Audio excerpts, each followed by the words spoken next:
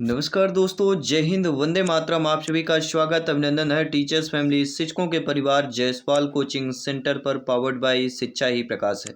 दोस्तों, आज की क्लास में हम बात करेंगे साइंस विज्ञान के प्रैक्टिस सेट की बात करेंगे, एनसीईआरटी बुक के निचोड़ की बात करेंगे, जो आपके सिलेबस के अकॉर्डिंग, एग्जाम के पैटर्न के अकॉर्डिंग सारे प्रश्न यहाँ पे संभावित प्रश्न करने वाले हैं। अब एग्जाम एडमिट कार्ड निकल रहे हैं, एग्जाम के लिए बहुत ही इंपॉर्टेंट आपका हो जाता है। एक एक प्रश्न ध्यानपूर्वक समझिएगा, क्योंकि सारे संभावित प्रश्न आपके एग्जाम के जैसे हैं। एनसीईआरटी बुक के निचोड़ की बात करते हैं। बाकी सभी क्लासेस चल रही हैं, जिसका प्लेलिस्ट बना दिया गया है, तो चैनल को विजिट कीजिए, प्लेलिस्ट यहाँ पे चेक कीजिए। तो चलिए शुरुआत करते हैं आपके आज के क्लास के पहले प्रश्न की, जिनमें से पहला प्रश्न आपके स्क्रीन पर है। प्रश्न है कि तापगतिकी का प्रथम नियम जो है सामान्यता किससे संबंधित है? चार्ल्स के नियम से, न्यूटन के शीतलता के नियम से, ऊष्मा विनिमय के नियम से, या ऊर्जा के संरक्षण के नियम से संबंधित हो जाता है। सभी कमेंट कीजिएगा। सभी प्यारे प्यारे भाइयों के, प्यारी प्यारी बहनें, गृहिणी जिनका सपना है टीटी एग्जाम को फतेह करना, 101% एग्जाम को क्रैक करना, जयसवाल सर आप सभी का अभिनंदन स्वागत करते हैं। दोस्तों, तापगतिकी का प्रथम जो है नियम सामान्यतः किससे संबंधित हो जाता है? तो ये दोस्तों आपके ऊर्जा के संरक्षण के नियम से संबंधित हो जाता है,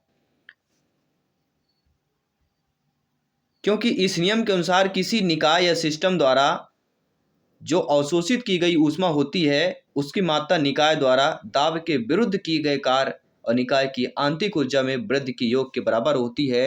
अर्थात delta Q equal to delta U plus delta W. Delta Q यहाँ पे क्या हो जाता है? निकाय द्वारा आंतरिक ऊर्जा हो जाती है। डेल्टा यू क्या हो जाता है? निकाय की आंतरिक ऊर्जा में वृद्धि हो जाती है। और डेल्टा डब्लू निकाय द्वारा किया गया कार्य। तो डेल्टा क्यू बराबर delta U minus delta W. दूसरा प्रश्न है कि काले वस्त्रों के मुकाबले श्वेत वस्त्र शीतल क्यों होते हैं? अक्सर आप देखो गर्मियों में ठीक है, सफेद कपड़े क्यों पहनते हैं या सफेद साफी लगाते हैं? तो काले वस्त्र के मुकाबले श्वेत वस्त्र शीतल क्यों होते हैं? इसका रीजन उनके पास जो प्रकाश पहुंचता है वह उसे क्या कर देते हैं? परावर्तित कर देते हैं, वापिस कर देते हैं। इसलिए वह श्वेत वस्त्र जो है शीतलता होता है, शीतली प्रदान करता है। अगला है अभिक्रिया ऊष्मा निर्भर नहीं करती है। देखिए, अभिक्रिया को जो ऊष्मा होती है अभिक्रिया के ताप पर निर्भर करेगी, अभिकारकों उत्पादों की भौतिक स्थिति पर, चाहे अभिक्रिया स्थिर दाब पर हो की गई या स्थिर आयतन पर हो, निश्चित करेगी। लेकिन अभिक्रिया की ऊष्मा जो निर्भर है वह उस पथ पर जिससे अंतिम उत्पादक प्राप्त किया जाता है, वो उस पर नहीं है। अभिक्रिया जो ऊष्मा होती है उस पथ पर जिसमें अंतिम जो है उत्पादक प्राप्त किया जाता है, वह आपका इस पर निर्भर नहीं रहती है। ठीक है, अभिक्रिया ऊष्मा उस पथ है जिसमें अंतिम उत्पाद प्राप्त किया जाता है। तो ये चीज़ें आपको ध्यान देना है, एग्जाम की दृष्टि से बहुत इंपॉर्टेंट चीज़ें हो जाती हैं, बहुत इंपॉर्टेंट टॉपिक हो जाता है। अगला प्रश्न बहुत ही अच्छा प्रश्न है कि दो धातुओं का सोल्डरन किसके गुण के कारण संभव है? परासरण, शांता, असंजन, पृष्ठीय तनाव। आप सभी लोग जानते हैं दो धातुओं का जो सोल्डरन किसके गुण के कारण संभव हो जाता है, वह असंजन की बात करते हैं। D option is the right answer. किसी भी प्रश्न पर डाउट है बेफिक्र आप लोग कमेंट कर सकते हैं। दोस्तों, जब किसी पाषाण खंड को पानी में डुबोया जाता है तो वह समान में पानी को विस्थापित कर देता है। जब किसी पाषाण खंड को पानी में डुबोया जाता है तो वह समान में क्या है? पानी को विस्थापित कर देता है। तो वह किसमें करता है? तो वह आपके समान आयतन में। क्या दोस्तों? जब किसी पाषाण खंड को पानी में डुबाया जाता है तो वह समान आयतन में पानी को विस्थापित कर देता है। तो समान में पानी में विस्थापित कर देता, समान के बाद समान आयतन में पानी को विस्थापित करता है। अगला प्रश्न, निम्नलिखित में से अधिक जलन किससे पैदा होती है? तो अधिक जलन जो होती है वह सभी लोग जानते हैं भाप से पैदा होती है। भाप का जला हुआ बड़ा खतरनाक होता है भैया, क्योंकि भाप में वाष्पन की गुप्त ऊष्मा होती है, पता नहीं चल पाती इसमें कितनी ऊष्मा होगी। तो भाप का जला हुआ बहुत खतरनाक होता है, क्योंकि गुप्त ऊष्मा की वह मात्रा होती है जो किसी पदार्थ के 1 ग्राम जो किसी पदार्थ के आपके लगभग कह सकते हैं 1 ग्राम द्रव्यमान के तापमान के बदले बिना उसकी अवस्था में परिवर्तन कर दे, वह हमारी कहलाती भाप। तो सबसे ज्यादा गुप्त ऊष्मा की अगर बात आती तो भाप का नाम आता है। अगला कि किस विकिरण का वेग प्रकाश से कम होता है? अल्फा, गामा, परावैंगनी या एक्स किरणें। तो आप सभी लोग जानते हैं जिस विकिरण का वेग जो है प्रकाश से कम होता है वह सभी लोग जानते हैं अल्फा किरणें।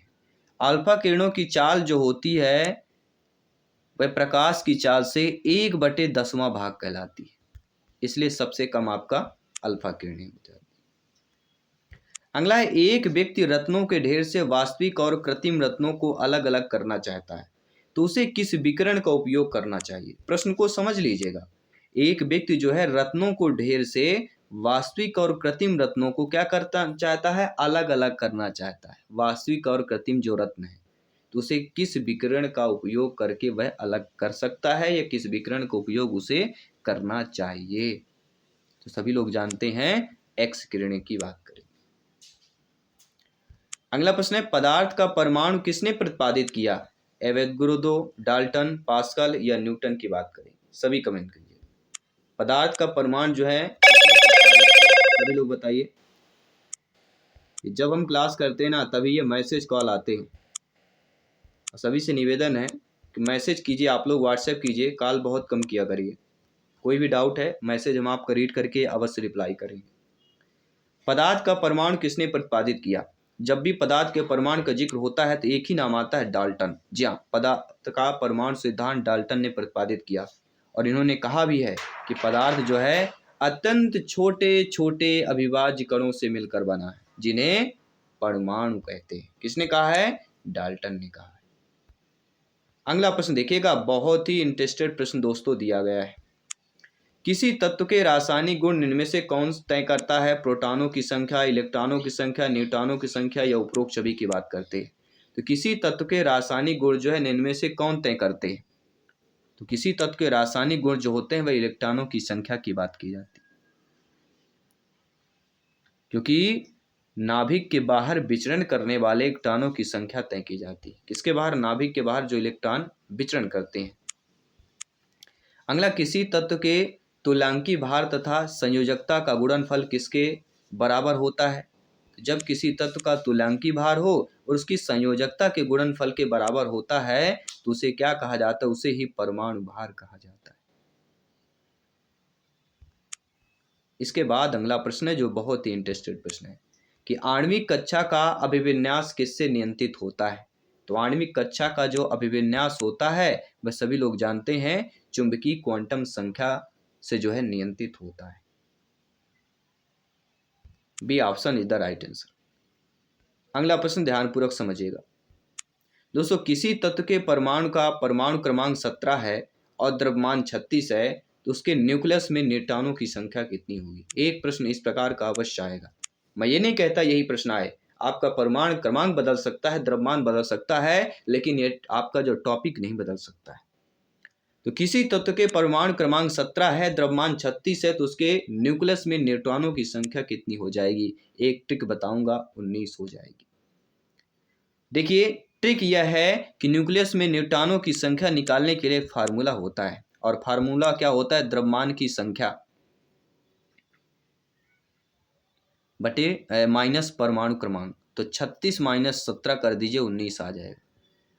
बड़ी देखें क्या करना है, न्यूक्लियस न्यूट्रॉनों की संख्या निकालने के लिए द्रव्यमान में क्या करना है? परमाणु क्रमांक को माइनस कर देना।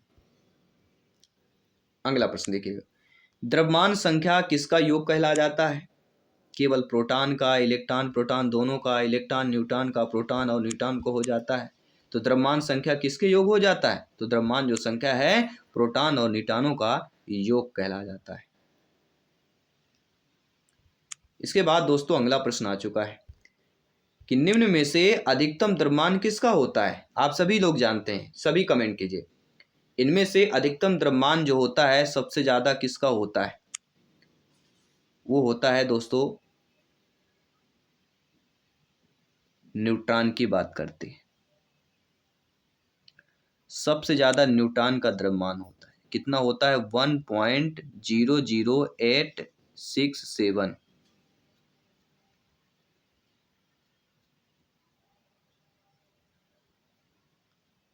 इलेक्ट्रॉन का कितना होता है 0.0000549 और प्रोटॉन का कितना होता है 1.00728 और हाइड्रोजन का 1.00783। तो सबसे ज़्यादा किसका होगा 783 हो रहा है, लेकिन न्यूट्रॉन का कितना हो रहा है 1.00867। सबसे ज़्यादा न्यूट्रॉन का द्रव्यमान होता है।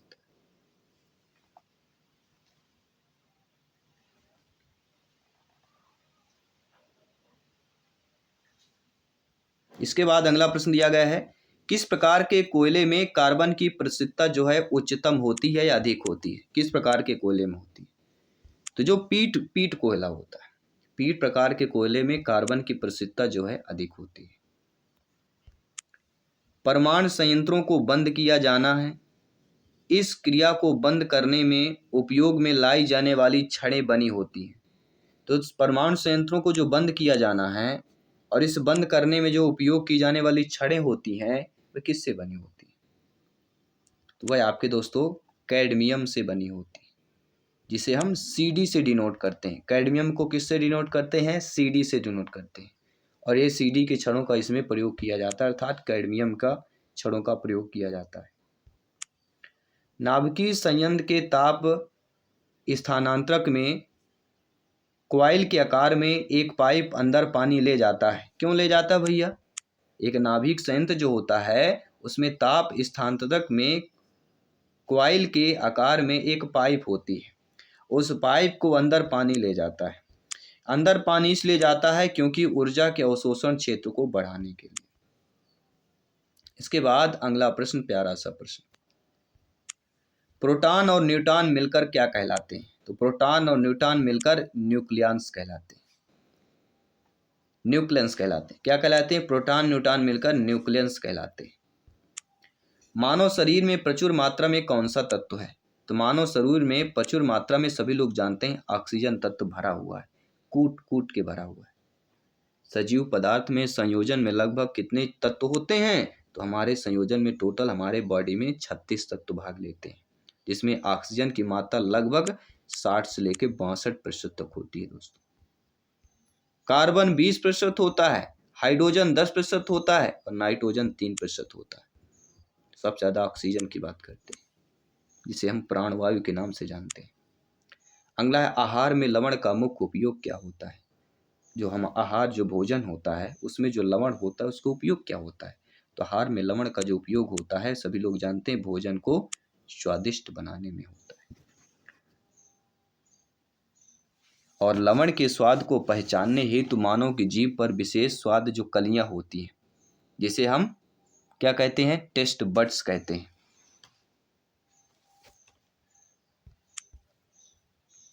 इसके बाद अगला प्रश्न है, पशु प्रोटीन को प्रथम श्रेणी का प्रोटीन माना जाता है क्योंकि?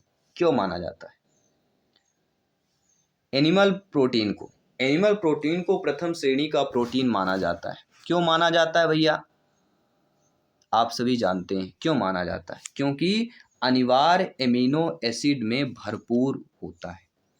जो अनिवार्य एमिनो एसिड अनिवार्य होता है जो कि भरपूर मात्रा में होता है, इसलिए एनिमल प्रोटीन्स को जो है प्रथम श्रेणी का प्रोटीन माना जाता है, क्योंकि यह अनिवार्य एमिनो एसिड से भरा होता है। और इन एमिनो अम्लों का निर्माण किससे होता है? जंतु शरीर में नहीं होता, अतः इन्हें भोजन में लेना आवश्यक होता है। इसके बाद जो अगला प्रश्न है बहुत ही इंटरेस्टेड है कि लाल चने में कौन सा एंजाइम मिलता है? यूरियस, जाइमेस, डाइसेस या मल्टेस? सभी बताइए, लाल चने में कौन सा एंजाइम मिलता है? सभी कमेंट कीजिए।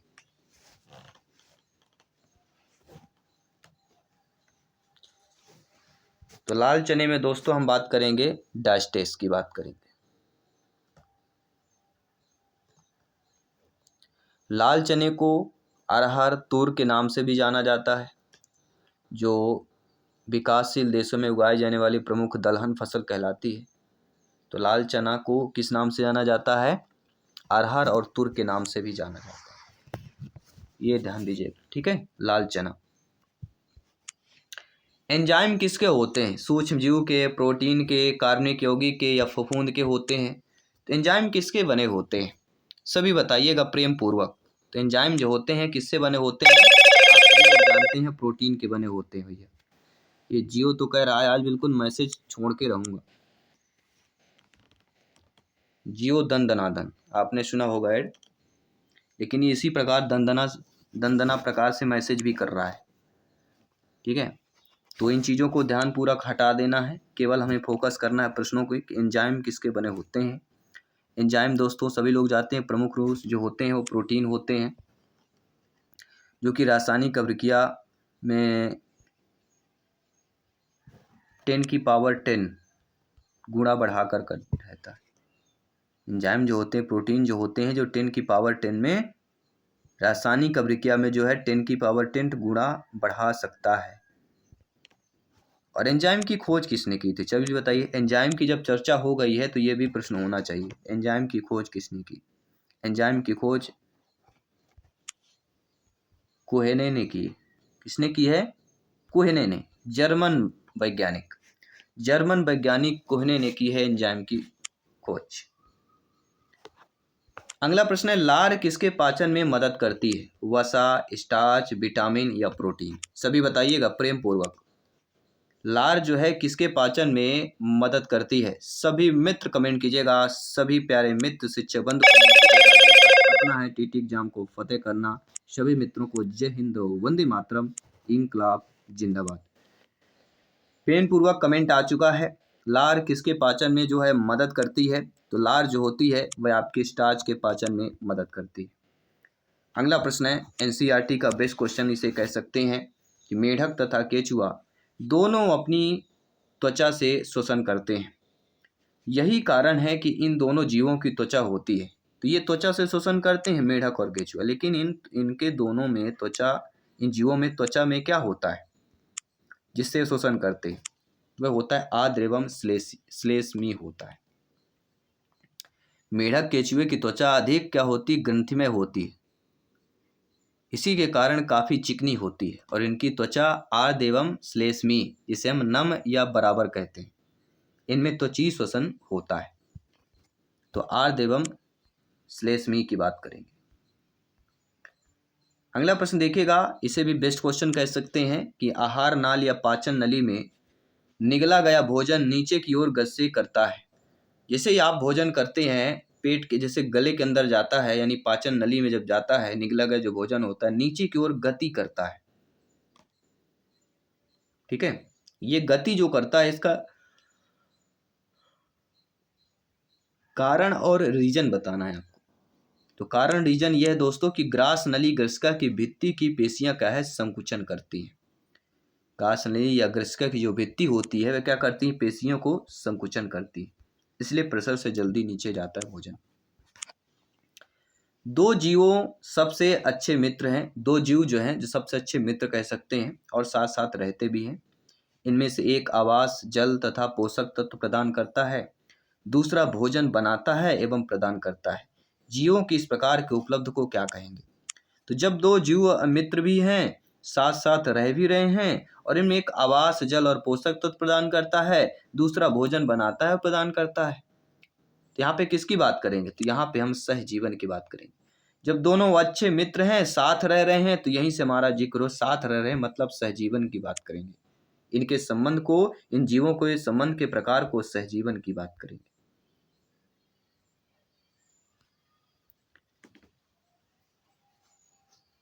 अगला प्रश्न देखिएगा, रसोई घर के कचरे को खाद में परिवर्तित करने के लिए कुछ चरण जो सही क्रम में नहीं है वह बताना है। नीचे आपके ऑप्शंस दिए गए हैं, कूट वाले भी ऑप्शंस दिए गए हैं। देखिए इन चीजों को समझना बहुत जरूरी है। तो सही क्रम जो दिया गया है हमारा, सी ऑप्शन देखिएगा, सही क्रम यहाँ पे दिया गया है।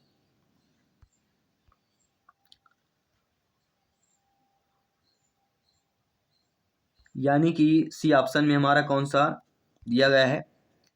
पहले 2 नंबर, 1 नंबर, 4 नंबर और 3 नंबर। तो 2, 1, 4, 3। 2, 1, 4 और 3। तो गड्ढे की तली में रेत की परत को बिछाकर ढक दीजिए, कचरे को ढक्कन में डालिए और गड्ढे के चूहे को डालिए और गड्ढे को घास अथवा टाट के बोरे में पोला रख कर ढकिए।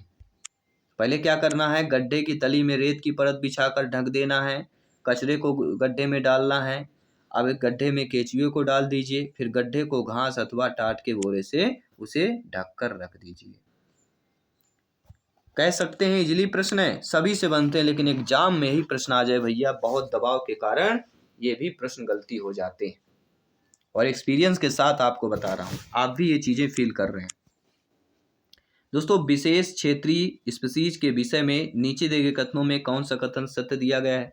तो हमें पहले ये समझना है, विशेष क्षेत्रीय स्पीशीज विषय सब्जेक्ट है क्या चीज दोस्तों?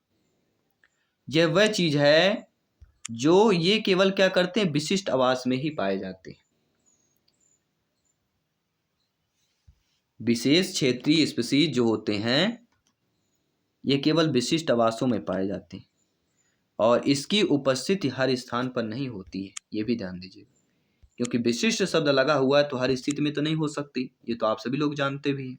अगला प्रश्न देखिएगा, निम्नलिखित में से कौन सा समाप्त होने वाले प्राकृतिक संसाधनों का युगल है? सभी लोग बताइएगा, समाप्त होने वाले प्राकृतिक संसाधनों का युगल इनमें से कौन सा हो जाएगा? अब हो जाता पेट्रोलियम और जल। ध्यान दीजिएगा, जो कि सबसे इंपॉर्टेंट चीजें हैं आज की डेट में देखा जाए, जो घटता हुआ है, शुद्ध जल और पेट्रोलियम। नीचे दिए गए ऑक्साइडों में से किसका जलीय विलयन नीले लिटमस को लाल कर देता है? लिटमस शब्द से आएगा किसको कौन परिवर्तित करता है, ये टॉपिक ऐसा है जहां से प्रश्न आएंगे। तो जलीय विलयन नीले लिटमस को लाल कर दे, नीले लिटमस का रंग जो है लाल कर देगा, वह जलीय विलयन कौन सा कहलाएगा?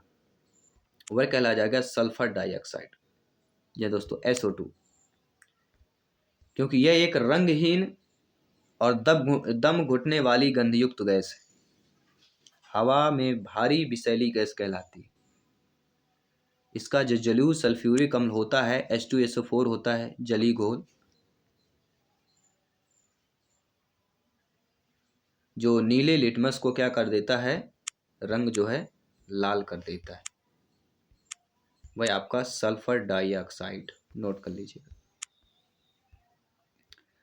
अगला प्रश्न है, जब हम सोडियम हाइड्रोक्साइड के ताज़ा बने जलीय विलयन में एल्युमिनियम की पन्नी डालते हैं तो कोई गैस उत्पन्न होती है। नीचे दिए गए कथनों में से कौन सा कथन इस गुणों में सही वर्णन करता है? देखिए, जब हम सोडियम हाइड्रोक्साइड के ताज़ा बने जलीय विलयन में एल्युमिनियम की पन्नी डालेंगे तो गैस तो उत्पन्न होगी ही।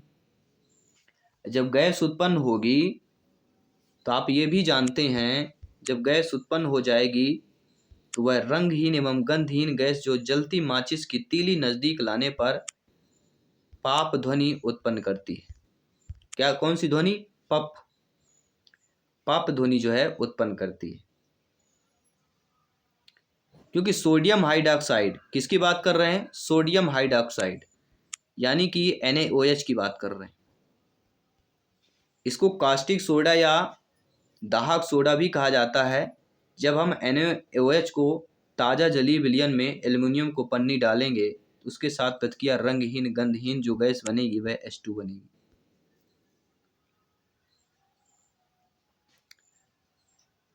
तो जो जलीय माचिस की तीली नज़दीकी लाने पर पप ध्वनि उत्पन्न करती है, उसी ध्वनि की बात करेंगे। तो सही वर्णन आपका डी ऑप्शन है। आपके अकॉर्डिंग क्या है, आप भी कमेंट कर सकते हैं। अगला जो प्रश्न दिया गया है कि फसली पौधे पर खरपतवार के प्रभाव के विषय में नीचे दिए गए कथनों पर अध्ययन करना है। यानी खरपतवार, खरपतवार से प्रश्न आया है।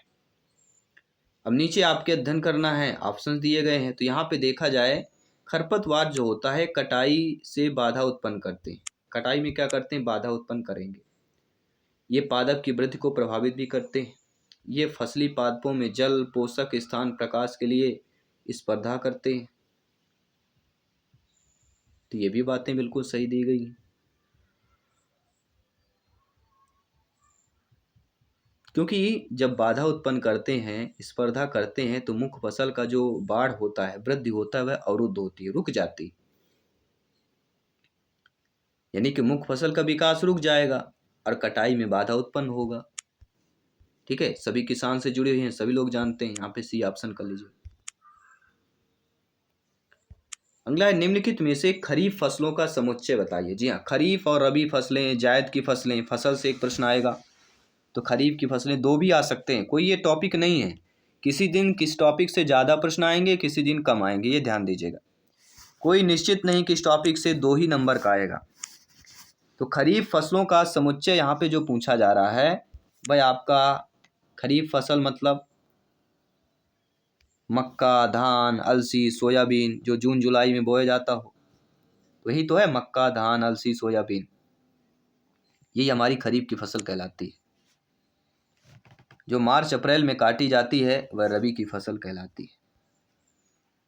ठंड में धूप की जरूरत होती है, यानी रबी की फसल। अगला है, आपको एक अवतल दर्पण, एक अवतल लेंस और एक उत्तल दर्पण, एक उत्तल लेंस, यानी अवतल दर्पण, अवतल लेंस, उत्तल दर्पण, उत्तल लेंस दिया गया है। किसी बिंब का विवर्धित प्रतिबिंब प्राप्त करने के लिए आप उपयोग कर सकते हैं या तो। देखिए, जब हम किसी बिंब का विवर्धित प्रतिबिंब प्राप्त करना होगा, जब किसी बिंब का हमें विवर्धित प्रतिबिंब प्राप्त करना होगा, तो हम किसे यूज में लाएंगे? अवतल दर्पण या उत्तल लेंस की बात करेंगे। अवतल दर्पण अथवा उत्तल लेंस प्रयोग में लाएंगे, क्योंकि इससे बना प्रतिबिंब वस्तु की स्थिति पर निर्भर करता है और इससे बनने वाला प्रतिबिंब उल्टा या वास्तविक होगा। यदि वस्तु की स्थिति अच्छी है या अनंत पर है तो वस्तु का प्रतिबिंब बहुत छोटा होगा। यदि वस्तु की स्थिति फोकस पर है तो वस्तु का प्रतिबिंब बहुत बड़ा होगा। ये भी ध्यान दीजिएगा। छोटी छोटी चीजें हैं जो बहुत इंपॉर्टेंट आपको बता जाती हैं, बहुत इंपॉर्टेंट आपके टॉपिक हो जाते हैं। अब बढ़िया प्रश्न आया हुआ है, बढ़िया प्रश्न पूछा गया है कि पिकनिक पर जाते समय किसी छात्र ने यात्रा समाप्त होने तक बस के ओडोमीटर का पाठ्यक्रम प्रत्येक 10 मिनट पश्चात नोट किया। अंत में उसने इन पाठ्यक्रमों को नीचे दर्शाई सारणी में लिख दिया। ओडोमीटर जो होता है, ये समय और किलोमीटर यहाँ पे उसने लिख दिया। बस की समस्त यात्रा की मीटर प्रति सेकंड की औसत चाल पूछा जा रहा है।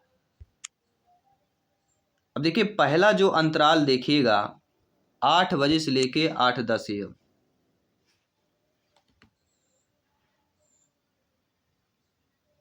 यानी कि इन दोनों का अंतराल भी देखेंगे तो इन दोनों का अंतराल 6 किलोमीटर प्रति घंटा निकल के आ रहा है। 6 किलोमीटर प्रति घंटा निकल के आ रहा है, मतलब 6 गुणे 1000 कर देंगे। इसके बटे टोटल 10 हैं, 10 रीडिंग है, बटे 60 कर देंगे, बराबर वैल्यू निकाल दीजिएगा। 0 से 0 कट गया, 6 से 6 कट गया, 0 से 0 कट गया, बचा 10, अर्थात 10 किलोमीटर प्रति घंटा।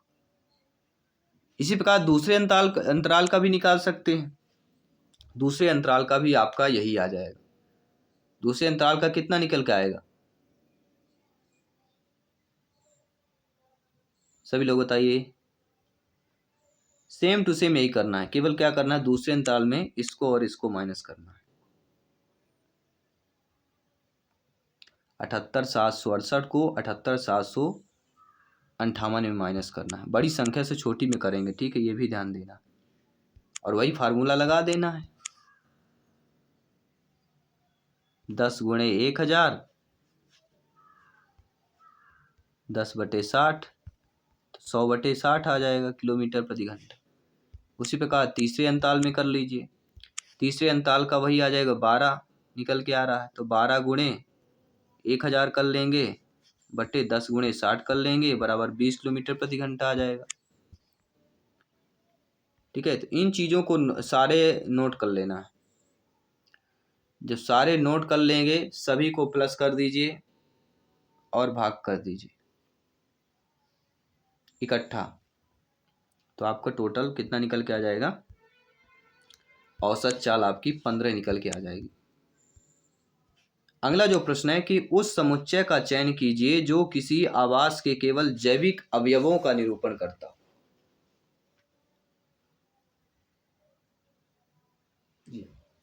उस समुच्चय का चयन कीजिए जो किसी आवास के जैविक अवयवों का निरूपण करता हो। वह कहला जाता है कीट, मेढक, मछली, जलीय और पादप।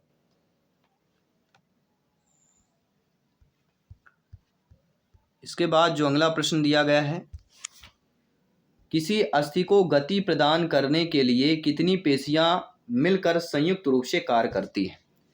किसी अस्थि को गति प्रदान करने के लिए कितनी पेशियां मिलकर संयुक्त रूप से कार्य करती हैं, वह कहला जाता है संख्या निश्चित नहीं है।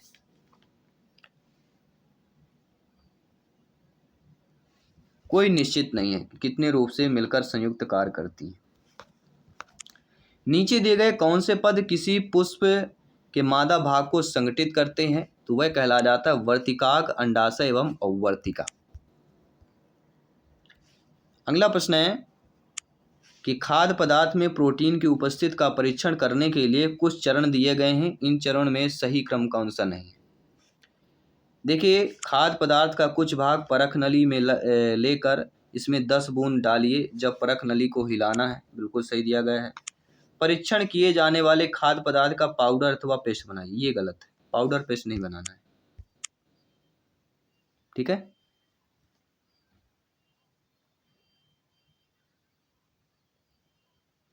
सही चरण पहला क्या होता है? सही चरण आपको बताना है, नीचे ऑप्शंस दिए गए। ठीक है, नीचे ऑप्शन दिया गया है, मतलब पहले हमें क्या करेंगे, पहले परीक्षण किए जाने वाले खाद्य पदार्थ को पाउडर पेस्ट बनाएंगे, ये काम पहले करना है। ठीक है, इसके बाद खाद्य पदार्थ के कुछ भाग को परख नली में लेना है, 10 बूंद डालना है, परख नली को हिलाना है। हिलाने के बाद क्या करेंगे, खाद्य पदार्थ के जो होगा उसमें 2 बूंद, इसमें 2 बूंद कॉपर सल्फेट विलयन को मिलाएंगे। तीसरे में क्या करना है, 2 बूंद जो है कॉपर सल्फेट विलयन को मिलाना है। इसके बाद परख नली में 10 बूंद कास्टिक सोडा विलयन को डालना है और भली भांति हिलाना है। चाहे कूटनीक वाला हमारा जो दिया गया है 2143, क्या आ जाएगा 2143। अगला प्रश्न है कि विज्ञान शिक्षण में कच्चा कच्ची प्रश्नों के तकनीकी का किसके लिए प्रभावी रूप से प्रयोग किया जा सकता है? विज्ञान शिक्षण में कच्चा कच्ची प्रश्नों की तकनीक की बात करेंगे तो समस्या समाधान कौशलों को विकास करने में। B option is the right answer. विज्ञान शिक्षक के पद के लिए साक्षात्कार देने वाले 4 अभ्यर्थियों को द्रव और गैसों द्वारा लगाया गया दाब प्रकरण पर कक्षा 8 के शिक्षार्थियों को एक निर्दर्शन पाठ देने के लिए कहा गया, लेकिन भिन्न भिन्न अभ्यर्थियों द्वारा भिन्न भिन्न उपागमों का अनुपालन किया गया। तो ये जो उपागम किया गया, ये प्रकरण जो पढ़ाने के लिए सर्वाधिक प्रभावी कौन सा हो सकता है? यानी प्रकरण को पढ़ाने की बात करेंगे तो प्रकरण को जब पढ़ाने की बात की जाती है तो एक ही नाम आता है, वह आता है हस्तपरक शिक्षार्थी गतिविधि के बाद चर्चा का आयोजन करें। हस्तपरक मतलब हाथ से किया हुआ कार्य स्वयं।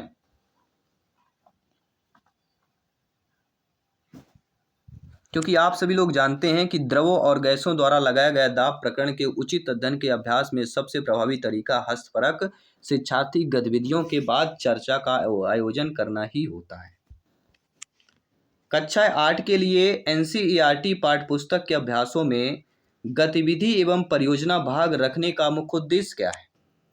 इसका मुख्य उद्देश्य यही है दोस्तों कि अधिगम विस्तार के लिए शिक्षार्थियों बालक बालिकाओं को अवसर उपलब्ध कराना। पेडागॉजी शिक्षा शास्त्र में जहाँ भी अवसर हो, समझ लीजिए जहाँ पर बच्चों को अवसर दिया जा रहा हो, अच्छी बात की जा रही है।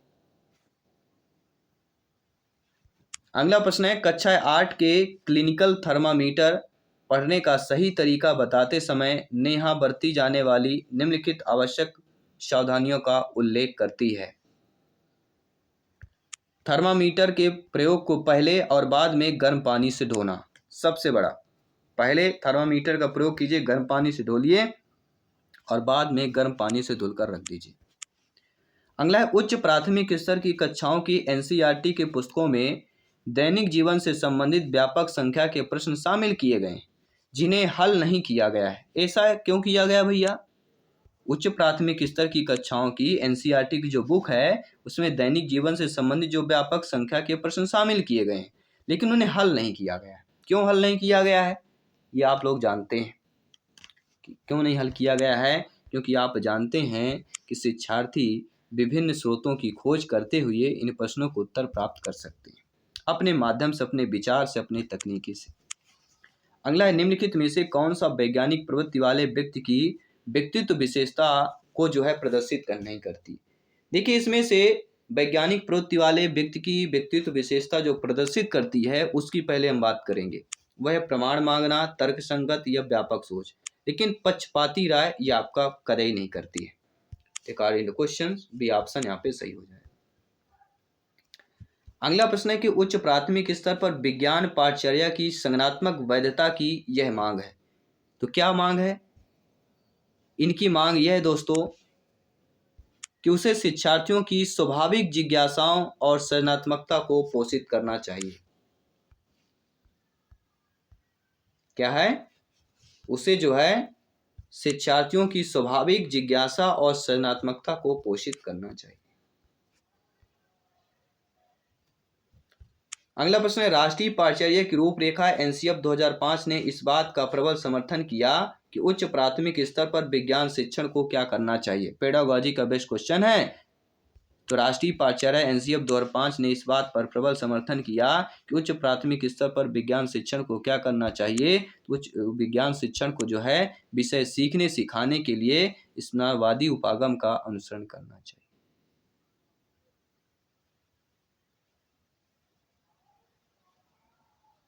ठीक है, रचनावादी उपागम का अनुकरण करना चाहिए। आई होप सभी लोग समझ गए हैं।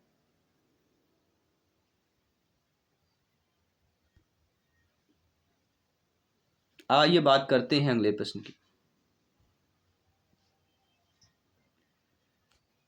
अगला प्रश्न निम्नलिखित में से कौन सा उच्च प्राथमिक स्तर पर विज्ञान शिक्षण का उद्देश्य नहीं है। देखिए उच्च प्राथमिक स्तर पर विज्ञान का उद्देश्य होता है प्रश्न पूछने, जांच पड़ताल कौशल का विकास करना होता है, प्रक्रम कौशल अर्जित करना होता है, वैज्ञानिक साक्षरता अर्जित करना होता है, लेकिन आप सभी लोग जानते हैं तकनीकी कौशल अर्जित करना। उच्च प्राथमिक स्तर पर विज्ञान शिक्षण का उद्देश्य होता है प्रश्न पूछने पर जांच पड़ताल की जाए, प्रक्रम कौशल का विकास किया जाए, वैज्ञानिक साक्षरता प्रदान की जाए, लेकिन तकनीकी कौशल अर्जित करना आपके उच्च प्राथमिक स्तर पर विज्ञान शिक्षण का उद्देश्य नहीं होता है। इसलिए करेंट क्वेश्चन भी ऑप्शन सही हो जाएगा। अगला जो प्रश्न रहेगा आप सभी के लिए मॉक क्वेश्चन के रूप में प्रश्न रहेगा कि टेड पाल के कायंत्रण के लिए जल में निम्नलिखित में से किस तत्व की उपलब्धता आवश्यक है। जी हाँ दोस्तों, एक बार रिपीट करूंगा। टेड पॉल के कायंत्रण के लिए जल में निम्नलिखित में से किस तत्व की उपलब्धता आवश्यक है। क्लोरीन तत्व की, ब्रोमीन तत्व की, सल्फर तत्व की या आयोडीन तत्व की। यह प्रश्न आप सभी के लिए मॉक क्वेश्चन के रूप में दिया जा रहा है। तो ये हमने यहाँ पे लगभग 50 क्वेश्चंस किए। 50 में से आपने कितना स्कोर प्राप्त किया। सभी क्वेश्चन सभी सिलेबस को लेकर चल रहे हैं, पेडागॉजी के प्रश्नों को भी लेकर चल रहे हैं। तो आई होप सारी चीज़ें आपकी समझ में आ गई होंगी। तो सभी लोग यहाँ पे कमेंट कीजिएगा, प्लेलिस्ट अवश्य चेक कीजिए, वीडियो ऑप्शन चेक कीजिए। सारी क्लासेस फ्री ऑफ कॉस्ट चल रही हैं। कोई भी प्रॉब्लम्स हो आप लोग इंस्टाग्राम फेसबुक पेज को फॉलो करके हमें मैसेज कर सकते हैं, टेलीग्राम ग्रुप में मैसेज कर सकते हैं।